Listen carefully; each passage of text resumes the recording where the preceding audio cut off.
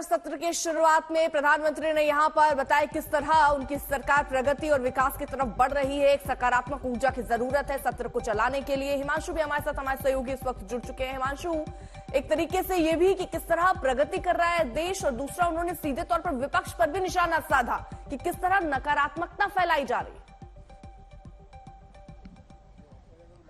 देखिए, बिल्कुल उन्होंने ये भी कहा कि 8% ग्रोथ रेट के साथ जो है देश जो है विकास के पथ पर आगे बढ़ रहा है, लेकिन विपक्ष जो है वो संसद को चलने नहीं दे रहा है। और पिछले सत्र में सरकार के गठन के बाद जो विशेष सत्र हुआ था उसके अंदर प्रधानमंत्री को 2.5 घंटे तक बोलने का मौका नहीं दिया, प्रधानमंत्री को बोलने नहीं दिया गया। ये गला घोटने जैसा काम है और विपक्ष जो है किसी भी तरीके से नकारात्मकता फैलाना चाहता है, जबकि सरकार जो है सकारात्मक वे में रूप में जो है देश के अंदर और संसद में चर्चा चाहती है। ये हम सब जो चुनकर आए हैं वो दल के लिए नहीं आए हैं, चुनके देश के लिए चुनकर आए हैं। उन्होंने सभी सांसदों से यह भी अपील की कि जो लड़ाई आपको लड़नी थी लोकसभा चुनाव के दरमियान वो आपने अपने सामर्थ्य के साथ लड़ ली है, लेकिन अब ये समय है जब आपको देश के लिए सोचना होगा, देश के लिए आगे बढ़कर काम करना है।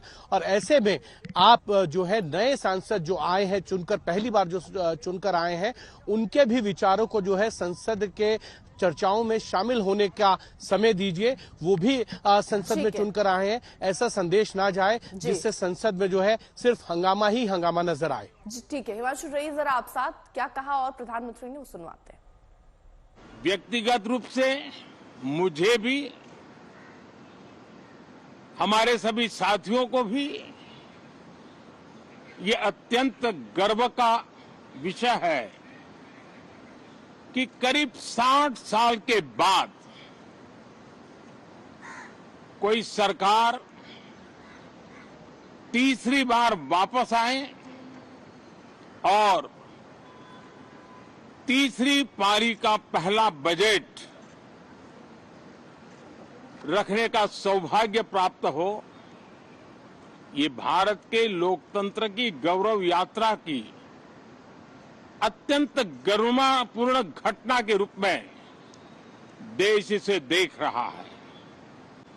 मैं देश के सभी सांसदों से, किसी भी दल के क्यों न हो, मैं आज आग्रहपूर्वक कहना चाहता हूं कि हम गत जनवरी से लेकर के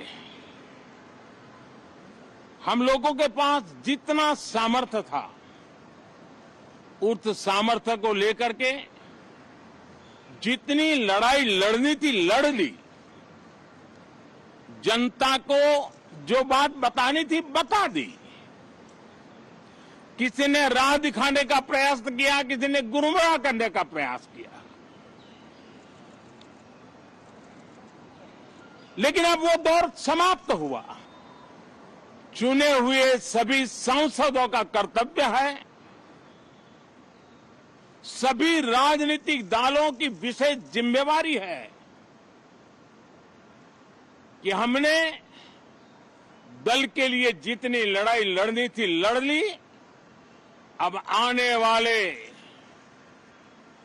5 वर्ष के लिए हमें देश के लिए लड़ना है, देश के लिए जूझना है, एक और नेक बनकर के जूझना है। मैं देशवासियों को जो गारंटी देता रहा हूं, क्रमशः रूप से उन गारंटियों को जमीन पर उतारना, इस लक्ष्य को लेकर के हम आगे बढ़ रहे हैं। ये बजट अमृतकाल का एक महत्वपूर्ण बजट है। हमें 5 साल का जो अवसर मिला है, आज का बजट हमारे उन 5 साल के कार्य की दिशा भी तय करेगा। और ये बजट 2047 जब आजादी के 100 साल होंगे, तब विकसित भारत का जो हमारा सपना है, उस सपने को पूरा करने की मजबूत नींव वाला बजट लेकर के हम कल देश के सामने आएंगे। और आपने देखा होगा कि पार्लियामेंट के नए